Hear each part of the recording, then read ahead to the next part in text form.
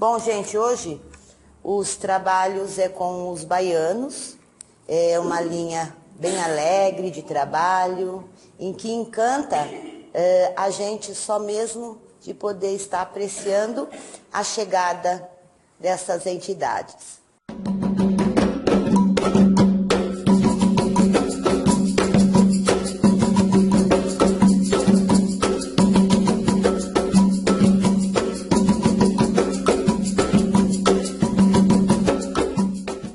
Como eu sempre busco ressaltar que essa linha de trabalho necessariamente não viveram na Bahia todas as reencarnações, ou no Nordeste, enfim. São entidades que tiveram sim, ou alguma encarnação dentro dessa região, dessa cultura baiana, ou são descendentes, tiveram alguma descendência e viveram também em outros lugares. Eles se juntam numa comunidade espiritual para trabalhar nesse segmento mediante uma ordem do nosso Pai Maior. Então eles se comungam para poder trazer para a gente a sabedoria baiana, aquela cultura e tudo aquilo que o Nordeste traz, que faz com que a gente acaba sentindo essa nostalgia e essa alegria baiana. Por que é bonito? Por que encanta?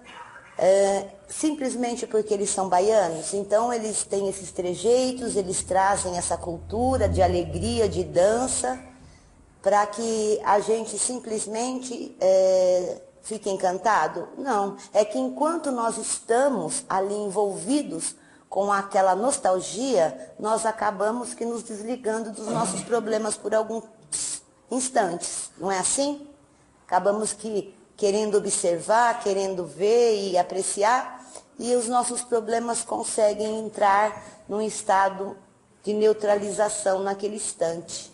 É onde essa grande espiritualidade, que não é só essa comunidade que está aqui dentro, que pode ser vista aos olhos de vocês, acoplando nos seus médiuns, mas existe também por trás mais uma grande comunidade espiritual que aproveita dessa nostalgia para trabalhar o ego e o interior de cada um de vocês, com todos os seus problemas e todas as suas necessidades espirituais já antecipadamente. Tá bom? Vou fazer uma leitura.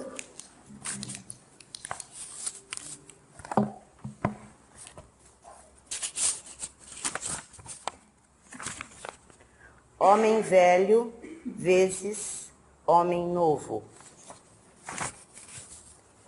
Quando hiperdimensionamos os nossos problemas e não valorizamos as pequenas alegrias da vida, nosso mundo emocional se torna caótico.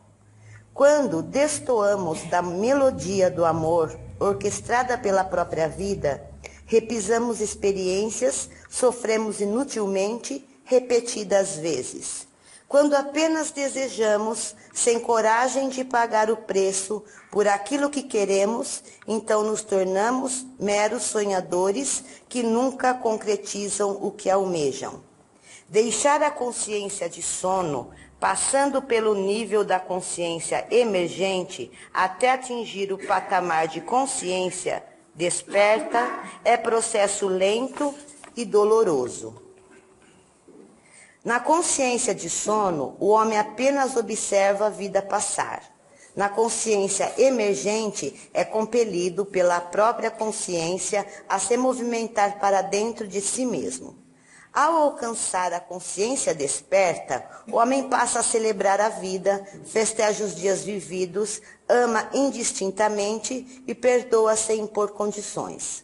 Compreende as imperfeições alheias porque tem consciência das próprias imperfeições. Ama sem fazer exigências porque sabe que todo ser humano é especial e que mesmo criminoso é um diamante a ser lapidado. Essa tomada de consciência ilumina a existência, entretanto, o ônus tem de ser pago. Nessa hora grave de transição de um nível de consciência para outro, muitos recuam. Não querem mais viver da forma que vivem, mas ainda não dão conta de viver do jeito que desejam.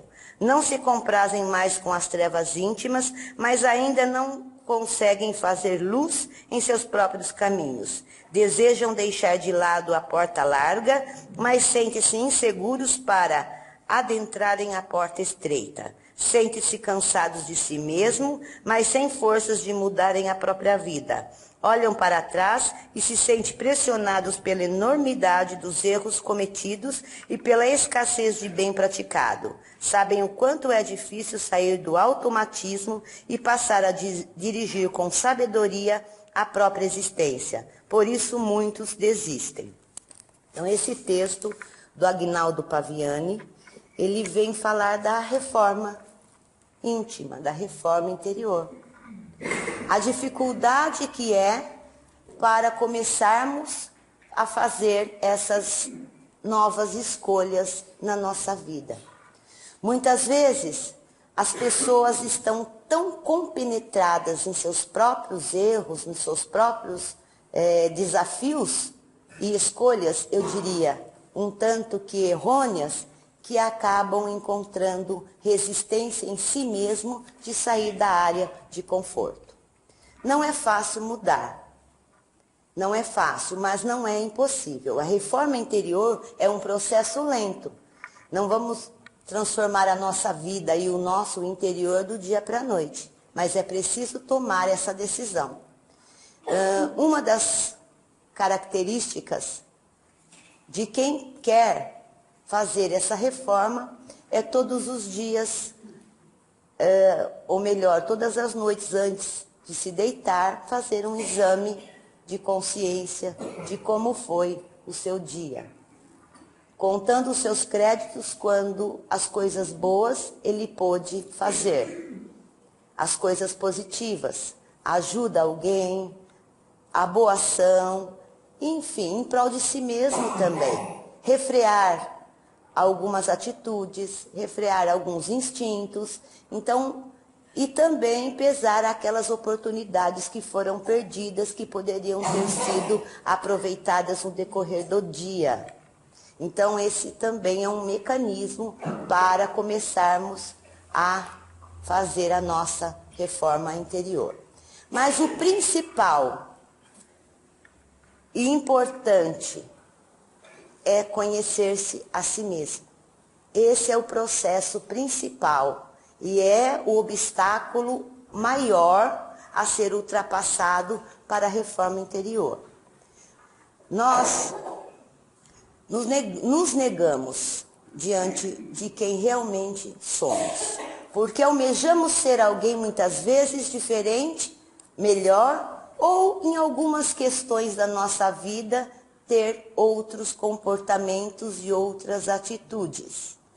Só que quando nos deparamos com a realidade, encontramos dificuldade impostas pelo nosso próprio interior, pelo nosso eu verdadeiro e que fica lá oculto dentro de cada um de nós, muitas vezes até desconhecidos de nós mesmos ou esquecidos no subconsciente.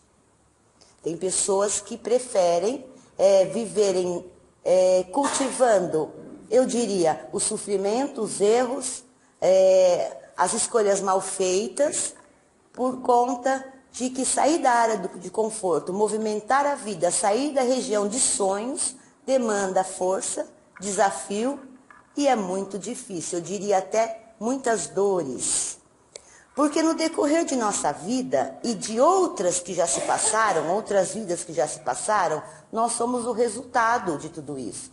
De um conjunto de vidas, de um conjunto de atitudes, de um conjunto de comportamentos e de um conjunto de deformidade da personalidade. E nós vamos trazendo isso na nossa grande bagagem de vida. É claro que no decorrer dessas existências, muitas coisas nós aprimoramos e nós melhoramos. Mas as coisas que nós não conseguimos melhorar em outras vidas e que nessa vida atual é o nosso desafio, é nelas que nós devemos focar a nossa força de vontade e a necessidade de mudança. E normalmente é nesse ponto que a nossa vida toda é pautada e todos os nossos sofrimentos e todas as nossas angústias, elas têm origem nessa deformidade, que eu diria que é do nosso histórico espiritual, do nosso perispírito. É algo que está carimbado, que nós precisamos, com as experiências, com as provas, com as transformações interiores, e eu diria até mesmo com o sofrimento do aprendizado, transformar a nossa vida, transformar o nosso ser, para sermos mais felizes e para sermos mais completos e plenos. Mas a dificuldade realmente é muito grande, porque, como eu disse, nós somos o produto de várias existências. Muitas a gente conseguiu muitas coisas, nas outras não, e a gente vem trazendo muito dessa bagagem. E também vamos levar ainda bastante coisa.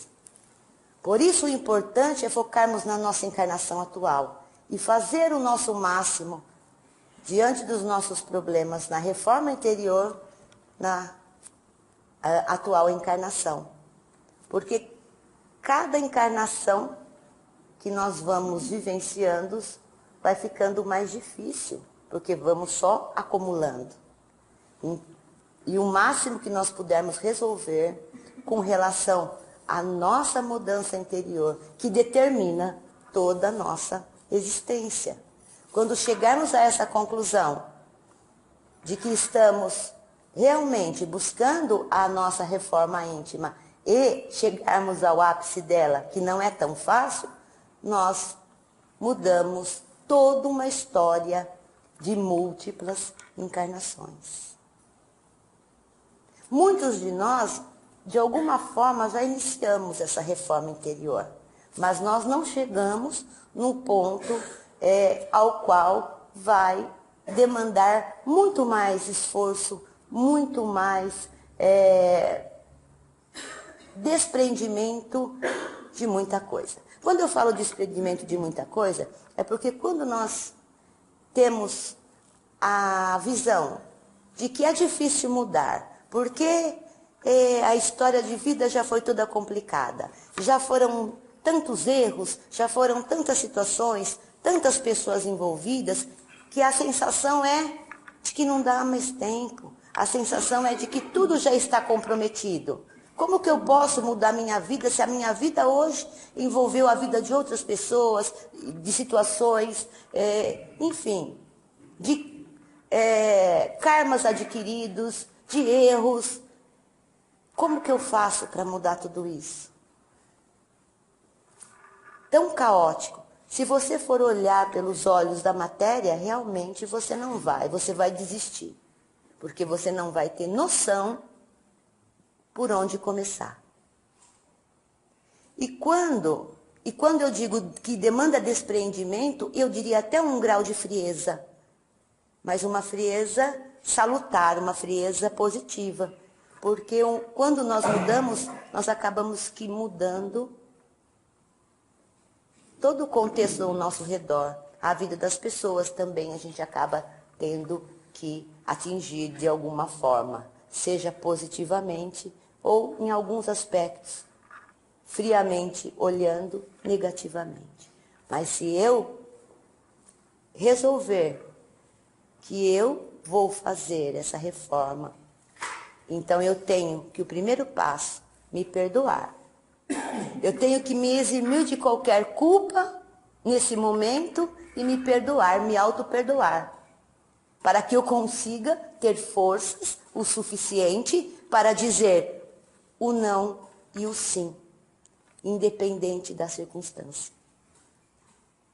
Agora, quando o meu eu é verdadeiro, quando o meu eu é para transformação interior, para me tornar um ser humano melhor e para mudar toda uma história de vida que acaba mudando também a história de vida de muitas pessoas, mas aí nós temos que considerar que cada um também tem aí as suas escolhas e as suas transformações interior para fazer. Nós não podemos nos preocupar nesse momento com as transformações e o estado de consciência das outras pessoas.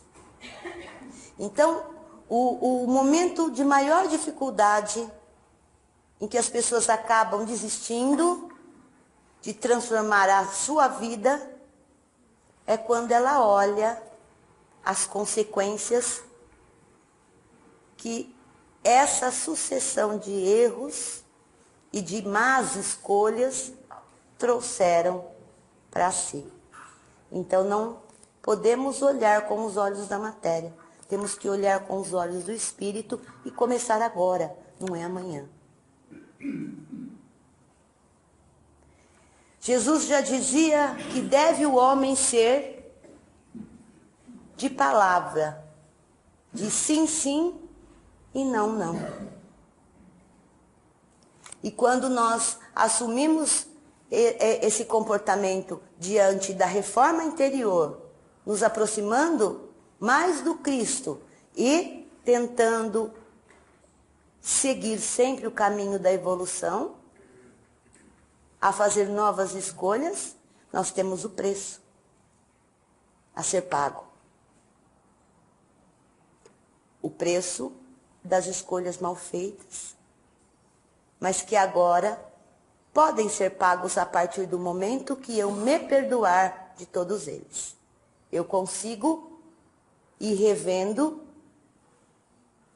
e transformando a energia de cada situação ainda que do passado. Eu consigo modificar a história e o histórico espiritual da minha vida se eu realmente me perdoar, me conhecer e fazer um movimento de transformação, deixar o velho homem para começar a construir um novo homem dentro de cada um de nós. Boa noite a todos, que todos sejam abençoados e levem para os seus lares as bênçãos que vieram buscar.